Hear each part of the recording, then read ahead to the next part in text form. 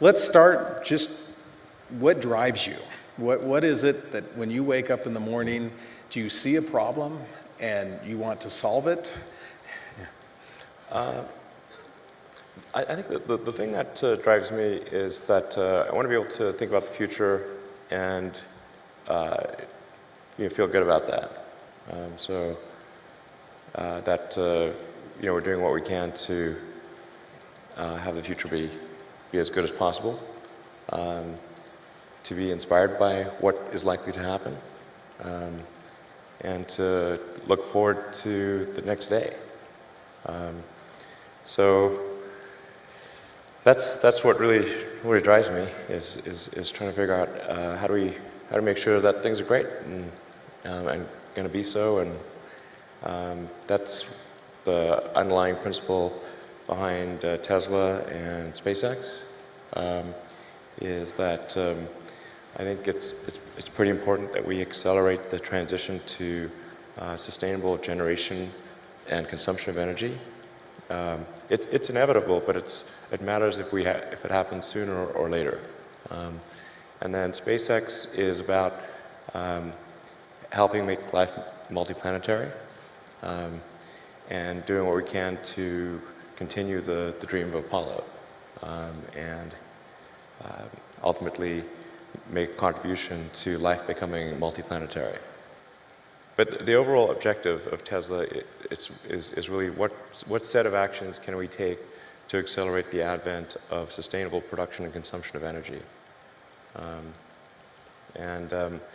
think the sort of the way I would assess the historic good of Tesla is in terms of how many years of acceleration was it, and if we can accelerate sustainable energy by 10 years, I would consider that to be a great success. Even if it was only 5 years, that would still be pretty good. That's the overarching optimization. So you've talked about interplanetary travel and sustainable energy and the vehicles a little bit.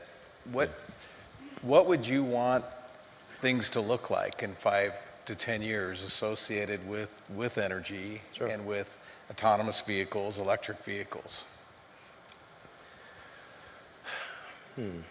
Well, I think things are going to grow exponentially. So there's a big difference between 5 and 10 years. My guess is, probably in 10 years, more than a half of new vehicle production is electric in the United States. And China's probably going to be ahead of that because China's been super pro-EV. I don't think a lot of people know this, but China's environmental policies are way ahead of the U.S. Like their mandate for renewable energy far exceeds the U.S. I think sometimes people are under the impression that China is either dragging their feet or somehow behind the U.S. in terms of sustainable energy promotion, but they're by far the most aggressive on Earth. It's crazy. In fact, a coalition of Chinese car manufacturers just wrote the Chinese government to beg for them to slow down the mandate because it's too much. They need to make 8% electric vehicles, I think, next year or in 2 years or something. They can't physically do it. So China's by far the most aggressive on electric vehicles and solar. But that's a common misperception that they're not. There's one Google search away to figure this out, by the way. It's really pretty easy. So, and in 10 years, man, I think, so half of all production, I think, will be EV. I think almost all cars produced will be autonomous in 10 years. Almost all. It will be rare to find one that is not in 10 years. That's going to be a huge transformation. Now, the thing to bear in mind, though, is that new vehicle production is only about 5% the size of the vehicle fleet. So you think about how long does a car or truck last? And they last 15 to 20 years. So before they're finally scrapped. So new vehicle production is only roughly at most 1/15 of the fleet size. So even when new vehicle production, say, switches over to electric or to autonomous, that still means the vast majority of the fleet on the roads is not. It'll take another, 5 to 10 years before that becomes the majority of the fleet becomes EV or autonomous. But if you were to say go out 20 years, overwhelmingly things are electric, autonomous, overwhelmingly. Fully autonomous? Fully autonomous. So no one will have to touch the steering wheel if there is one? There will not be a steering wheel. In 20 years, it will be like having a horse. People have horses, which is cool. But So having a regular car will be like having a horse. Is that what you're saying? yeah, yeah. And there will be people that have non-autonomous cars, like people have horses. It just would be unusual to use that as a mode of transport. Yes, all right. Now, let's talk about the energy piece and rooftop solar and storage. So first of all, it's important to appreciate that the Earth is almost entirely solar powered today, in the sense that the sun is the only thing that keeps us from being at roughly the temperature of cosmic background radiation, which is 3 degrees above absolute zero. If it wasn't for a sun, we'd be a frozen dark ice ball. And the amount of energy that hits the sun, that reaches us from the sun, is tremendous. It's 99% plus of all energy that Earth has.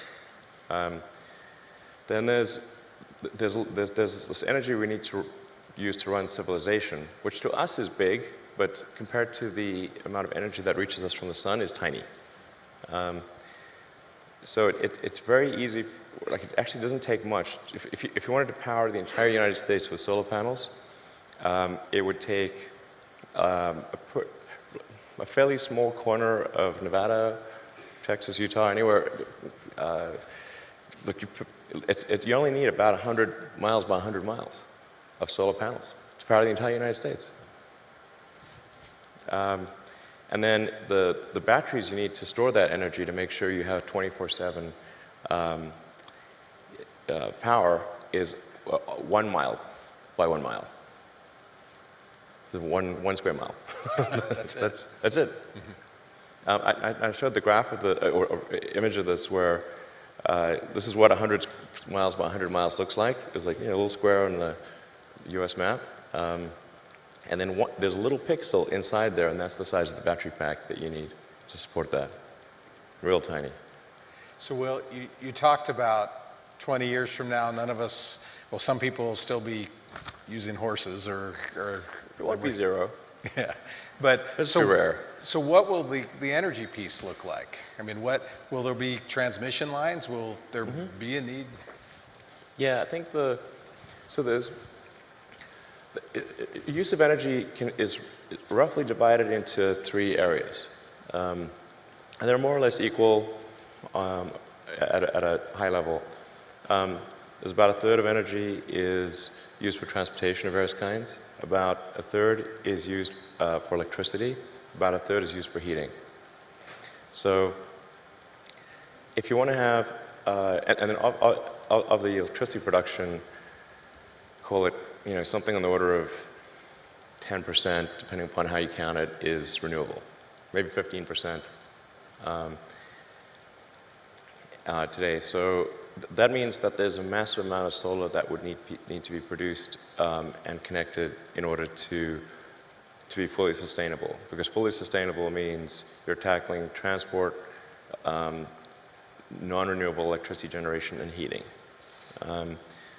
So that means there will need to be a combination of utility scale solar and rooftop scale solar combined with wind, geothermal, hydro, probably some nuclear for a while, in order to transition to a sustainable situation. Which means really, for the most part, massive, massive growth in solar.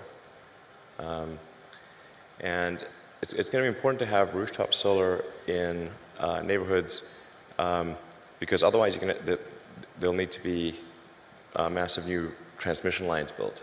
And people do not like having transmission lines go through the neighborhood. They really don't like that. And I agree. So you want to have some localized energy production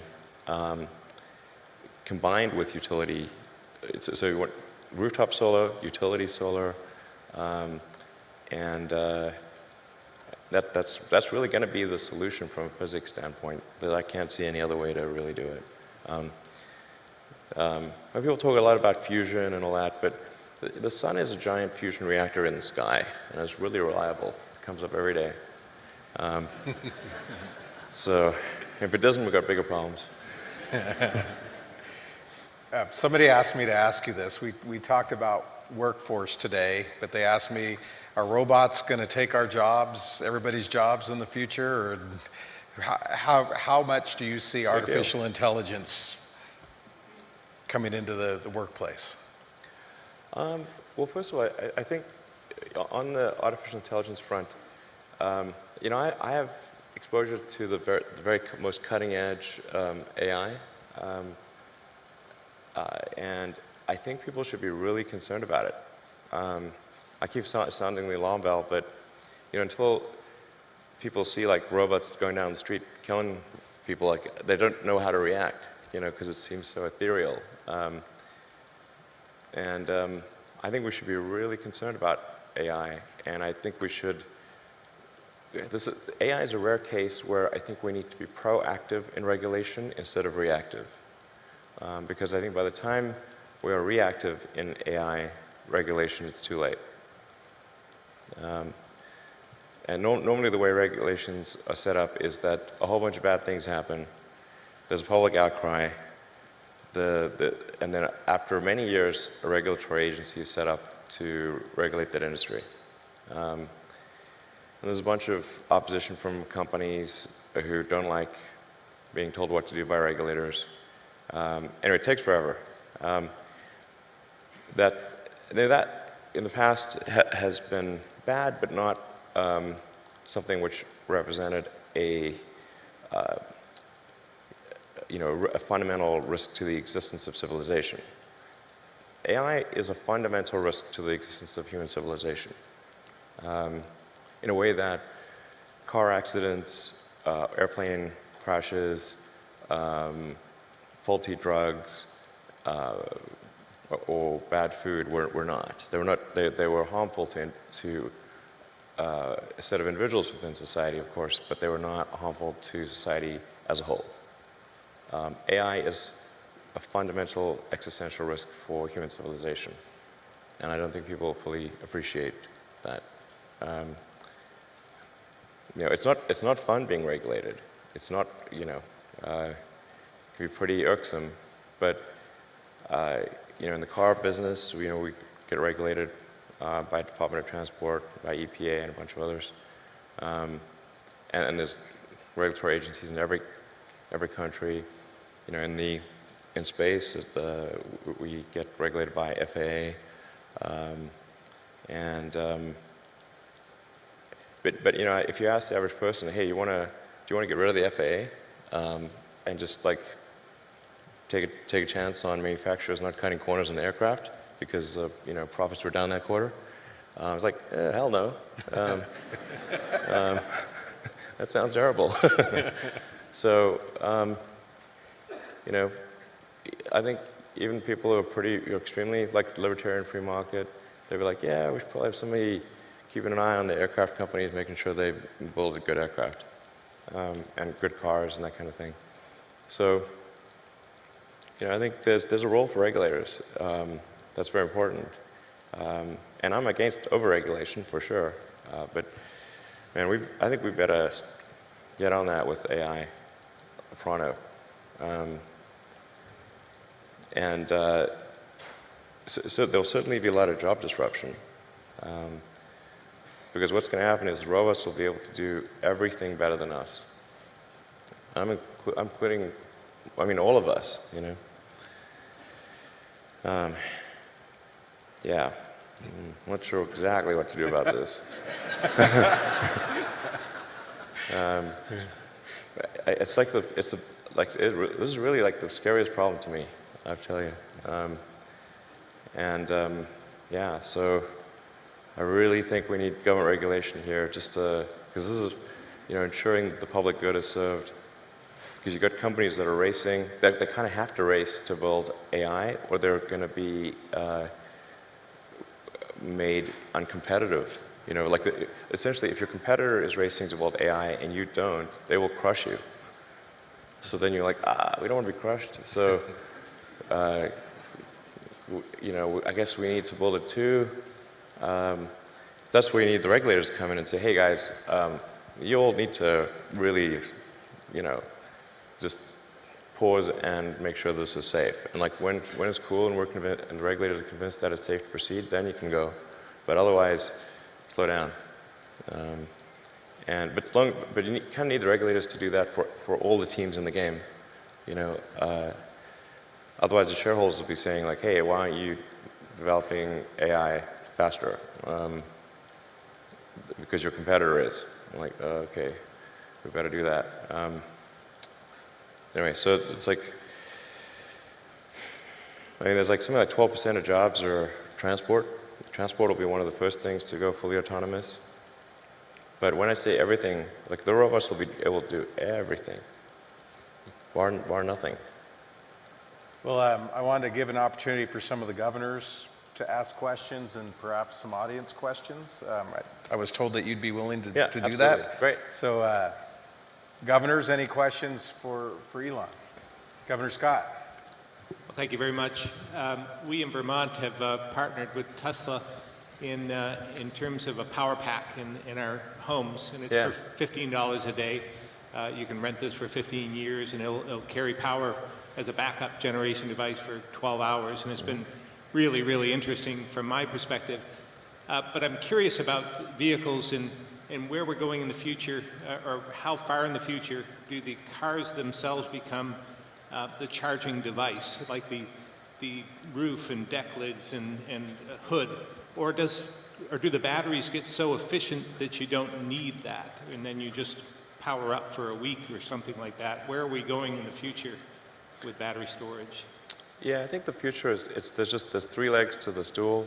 There's electric cars, there's a stationary battery pack, and solar power.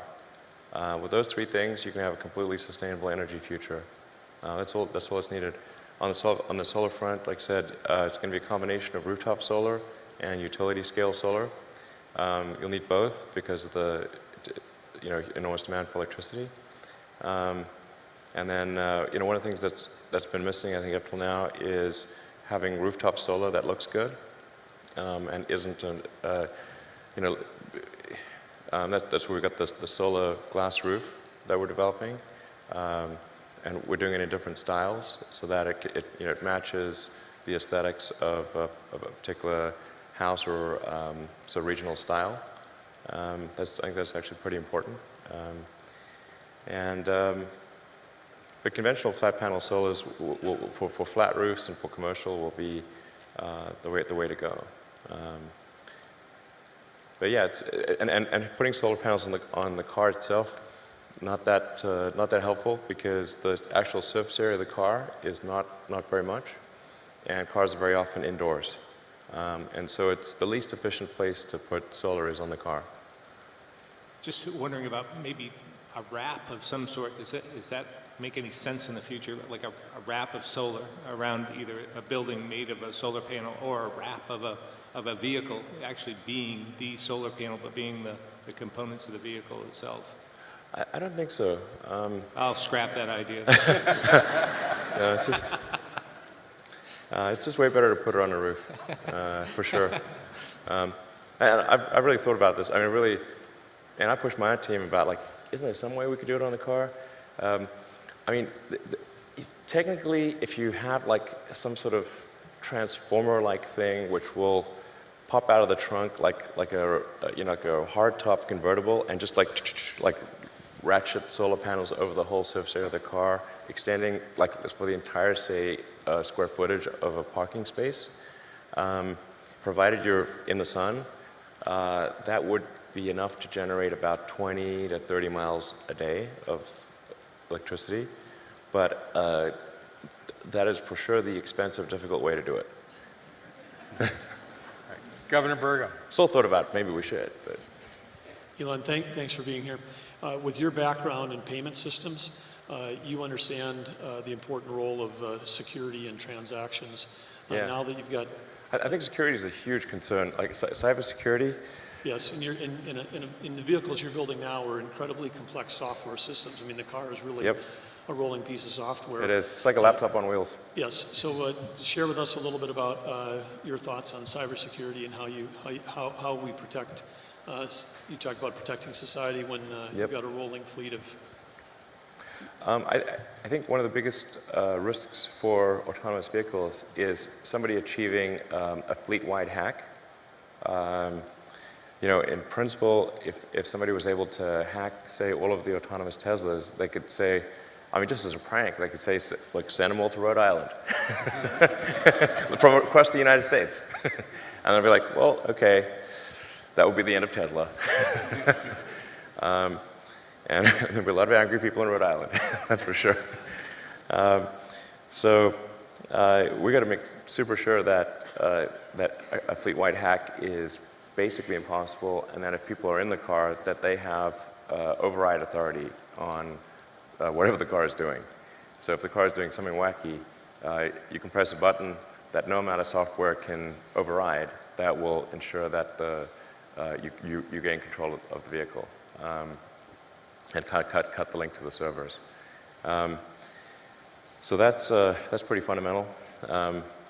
Within the car, we actually have, even if somebody gains access to the car, there are multiple subsystems within the car that also have specialized encryption. So the powertrain, for example, has specialized encryption.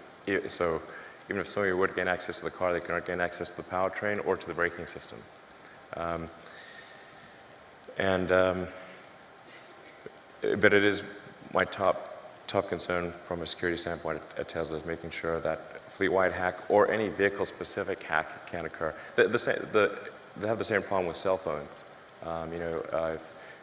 It's kind of crazy today that we live quite comfortably in a world that George Orwell would have thought was super crazy.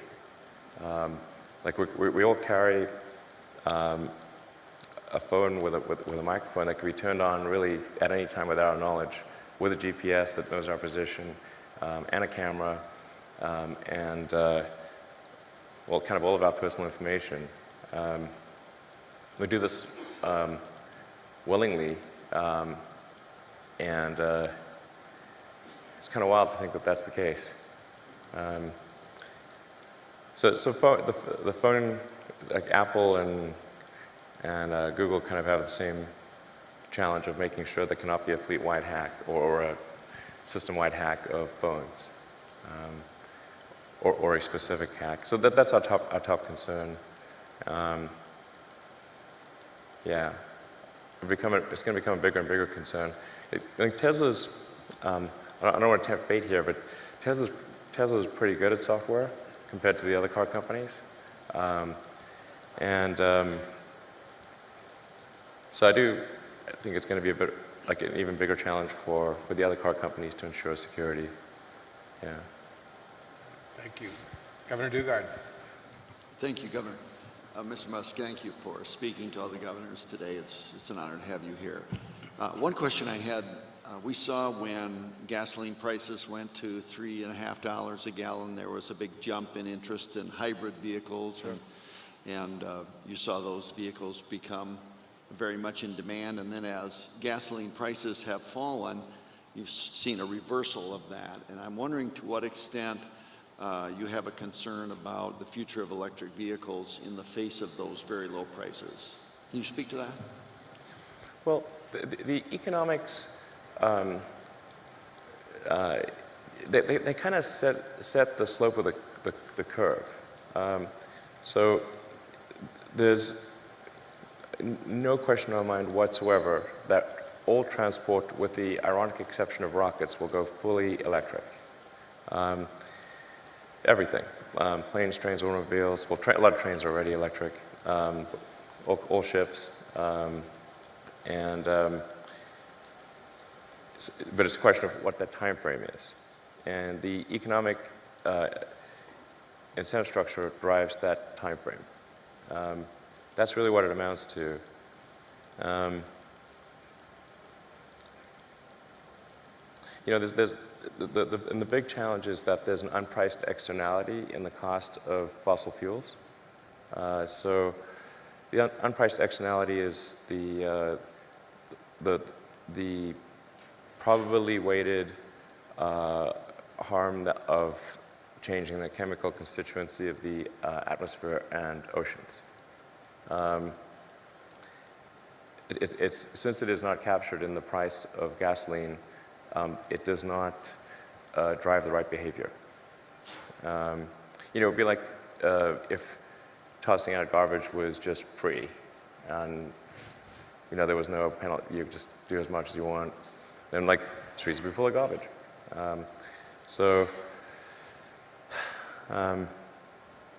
And we regulated a lot of other things like sulfur emissions and nitrous oxide emissions and that kind of thing. It's done a lot of good on that front. With CO2, it's tough because there's so many vested interests on the sort of fossil fuel side. And sometimes I feel like those guys feel like kind of hard done by because it wasn't obvious when they were creating their oil and gas companies that it would be bad for the environment. And they worked really hard to create those companies. And then they feel like, well, now they're being kind of attacked on moral grounds when they didn't originally start those oil companies or build them up on bad moral grounds. And it is true that we cannot instantaneously change to a sustainable situation. But then those guys will also fight pretty hard to slow down the change. And that's really where I think is morally wrong. Go to Governor Bevin and then Governor Hutchinson. Then we'll take a couple, and then Governor Hickenlooper, and then we'll take some audience questions. Governor Bevin. Elon, thank you for being here. The short version of the question, and then slightly longer. The short version is, do you ever feel pressure by others' expectations of you and your endeavors in light of the progress you've made thus far?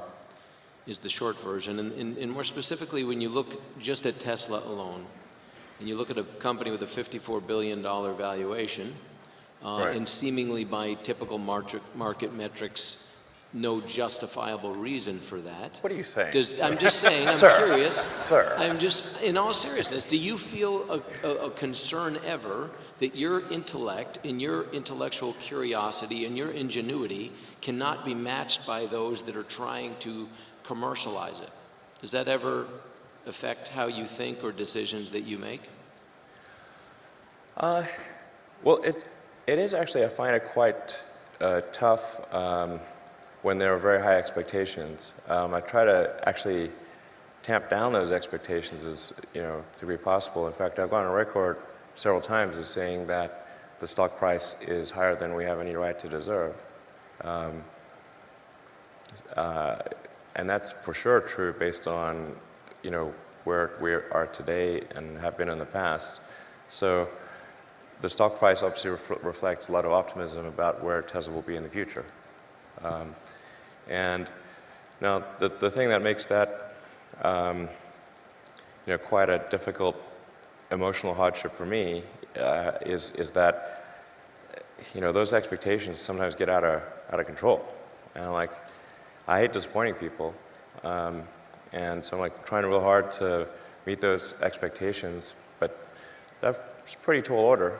And a lot of times it's really not fun, I have to say. A whole lot less fun than it may seem. So, yeah. I mean, I don't ever sell any stock unless I have to for taxes. So, I've said publicly, I'm not going to take money off the table. I'll be last. I'm going down with the ship. So I'll be the last to do it. Yeah, I mean, I really wouldn't recommend anyone start a car company. I really wouldn't recommend it. It's not a recipe for happiness and freedom. Thanks, Governor Bevin. Governor Hutchinson. Mr. Musk, Asa Hutchinson from Arkansas, thank you for your frank observations about exploration. You know, I look at the spirit of invention and the spirit of exploration, which is really the hallmark of America. What is your comment on NASA, its mission? I was in Congress, I supported NASA, but I always feel like it's floundering, does not have the support of the American people that's needed. What's your comment on NASA, its mission, and what advice would you give us? Sure. Well, first of all, I should say I'm a big fan of NASA. In fact, at one point, my password was "I love NASA." Literally, that was my password. You know, I think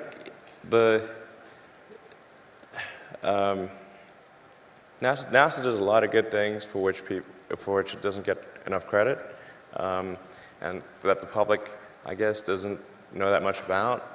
Like most members of the public, they're not really into hard science. You know, it's like it's not the thing they're tuning in for most of the time.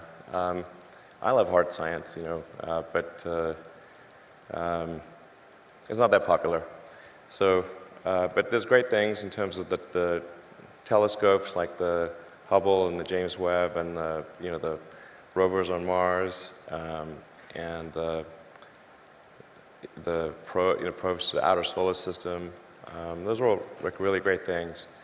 But to get the public excited, you got to get people in the picture. It's just 100 times different if there are people in the picture. You know, if there's some criticism of NASA, it's like important to remember people in the picture. You know, if you want to get the public support. But like if you talk to a scientist about that, they're like, well, where's the science in that? Like, you're not getting it. It's like, that's not why people are giving you money. I mean, it's a little bit of the reason, but the serious scientists are like, people just make things more expensive. Like, why do we have people? Like, okay, well, why do we have people at all? Or anywhere? Sometimes the scientists are the ones who just don't understand. Even though they're like smart people, but like, you know. So you got to have something that's gonna fire people up and get them really excited. And like, I think if we had a serious goal of having a base on the moon and sending people to Mars, and said, okay, we're going to be outcome oriented. How are we going to do this? Okay, we got to change the way contracting is done. You can't do these like cost plus sole source contracts, because then the incentive structure is all messed up. So as soon as you don't have any competition, well, okay, there's no the sense of urgency goes away. And as soon as you make something a cost plus contract, you're incenting the contractor to maximize the costs of the program because they get a percentage. So they never want that gravy train to end, and they want to make it they become cost maximizers. And then you have good people engaged in cost maximization because you just gave them an incentive to do that and told them they'll get punished if they don't. Essentially, that's what happens. So it's critically important that we change the contracting structure to be a competitive commercial bid. Make sure that there are always at least two entities that are competing to serve NASA, and that the contracts are milestone-based with concrete milestones. PowerPoint presentations do not count. Like everything works in PowerPoint. Okay, except I have a teleportation device. Look, here's my PowerPoint presentation. So milestone-based, competitive commercial contracts with competitors, and then you've got to be prepared to fire one of those competitors if they're not cutting it, and recompete the remainder of that contract. And by the way, NASA's actually already done this, and they did it with the commercial cargo transportation to the space station. And that was a case where NASA you know, that NASA actually, I'm not sure if they thought it would work or not work, but they didn't have the budget to do anything else. So they're like, okay, we're going to try this competitive commercial milestone-based contracting, and it worked great. And they awarded it to two companies, to SpaceX and a company called Kistler.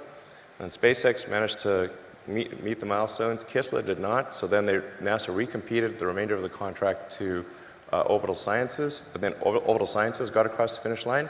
So now NASA's got two suppliers for taking cargo to the space station, and it's a great situation.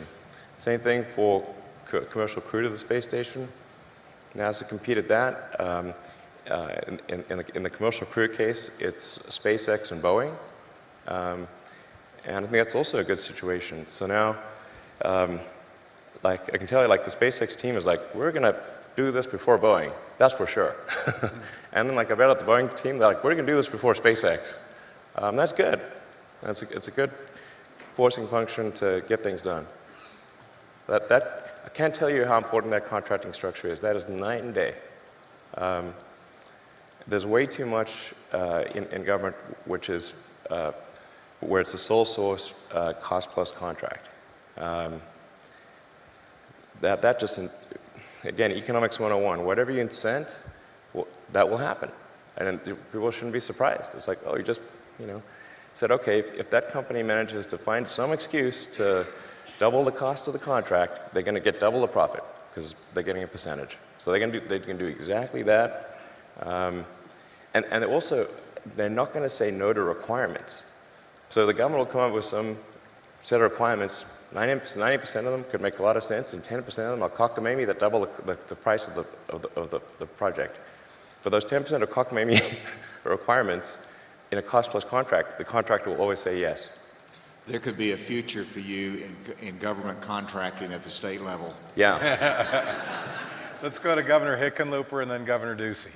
So And then I think like most governors, I find it so refreshing to have the unbridled truth, but I do suspect every time you say publicly that the stock price is higher than we have any right to believe, I'm going to guess you probably get some calls from investors suggesting that maybe you don't say that so frequently. Yeah, that's true. I wanted to go back and just briefly, because I think I wrote this down, that you said that artificial intelligence is the fundamental existential risk facing civilization. Did I get that close enough? In my opinion, it is the biggest risk that we face as a civilization is artificial intelligence. And so, to a group of leaders, what would you advise that how should we be addressing something that's such a large landscape and yet obviously so important? I think that one of the roles of government is to ensure the public good, and to that dangers to the public are addressed. So that hence the regulatory thing. I think the first order of business would be to try to learn as much as possible. You know, to understand the nature of the issues, to look closely at the progress that is being made and the remarkable achievements of artificial intelligence. I mean, last year, Go, which is quite a difficult game to beat, that people thought would never be beaten with by a computer. That the computer would either never beat the best human player or that it was 20 years away.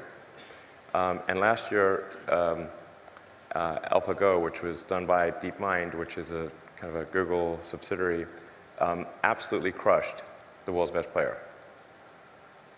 And now it can play the top 50 simultaneously and crush them all. So, just like that pace of progress is remarkable. And you can see more and more coming out. I think the robotics, you can see robots that can learn to walk from nothing, within hours, like way faster than any biological being.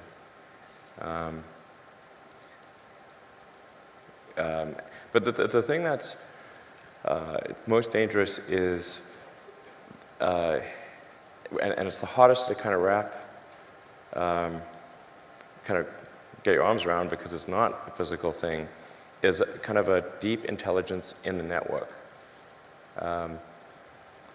He said, well, what harm could a deep intelligence in the network do? So, well, it could start a war by doing fake news and spoofing email accounts and fake press releases, and just by manipulating information. The pen is mightier than the sword. I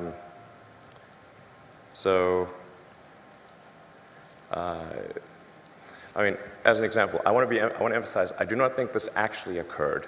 This is purely a hypothetical that I'm digging my grave here. But there was that second Malaysian airliner that was shot down on the Ukrainian-Russian border, and that really amplified tensions between Russia and the EU in a massive way. Well, let's say if you had an AI that was where the AI's goal was to maximize the value of a portfolio of stocks. One of the ways to maximize value would be to go long on defense, short on consumer, start a war. And then how could it do that? Well, hack into the Malaysian Airlines aircraft routing server, route it over a war zone, then send an anonymous tip that an enemy aircraft is flying overhead right now. Let's go to Governor Ducey, and then we'll have, after Governor Ducey, we'll finish our gubernatorial questions, and then 2 questions, and then quick questions, or 1 audience question, and then we'll be done. We're running short on time. Governor Ducey. Thanks, Elon. I really enjoyed your comments today. And as someone who has spent a lot of time in his administration trying to reduce and eliminate regulations, I was surprised by your suggestion to bring regulations before we know exactly what we're dealing with AI. And I've heard the example used, if I were to come up with a colorless, odorless, tasteless gas that was explosive, people would say, well, you have to ban that, and then we'd have no natural gas. So you've given some of these examples of how AI can be an existential threat, but I still don't understand as policymakers what type of regulations beyond slow down, which typically policymakers don't get in front of entrepreneurs or innovators. Well, I think the first order of business would be to gain insight. Right now, the government does not even have insight. And I think the right order of business would be to stand up a regulatory agency, initial goal, gain insight into the status of AI activity,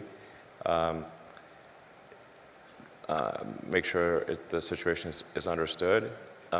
Once it is, then put regulations in place to ensure public safety. That's it. And for sure, the companies doing AI will most of them, not mine, will squawk and say, hey, this is really going to stifle innovation, blah, blah, blah. It's going to move to China. It won't. It won't, because has Boeing moved to China? Nope. They're building aircraft here. Same on cars. And so the notion that if you establish a regulatory regime, that companies will just simply move to countries with lower regulatory requirements is false on the face of it, because none of them do.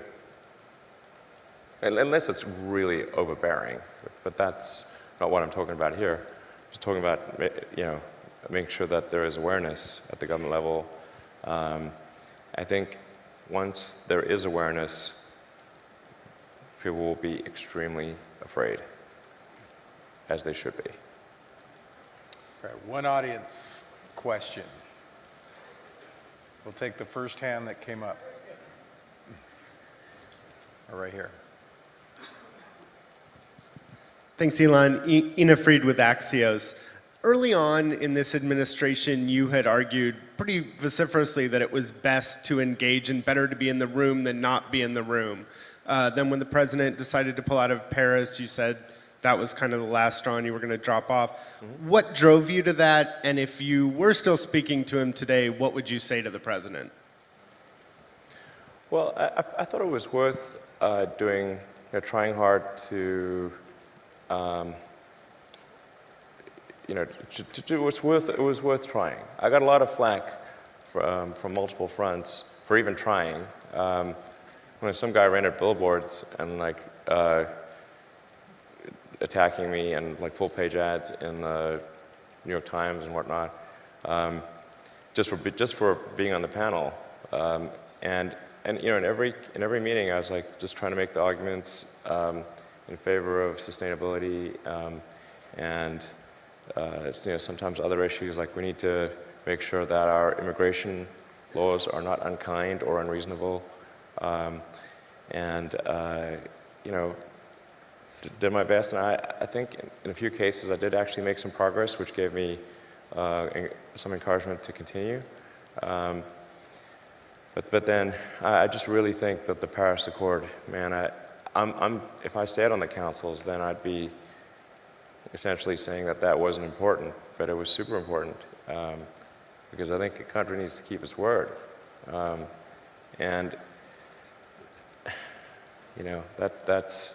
It's not even a binding agreement.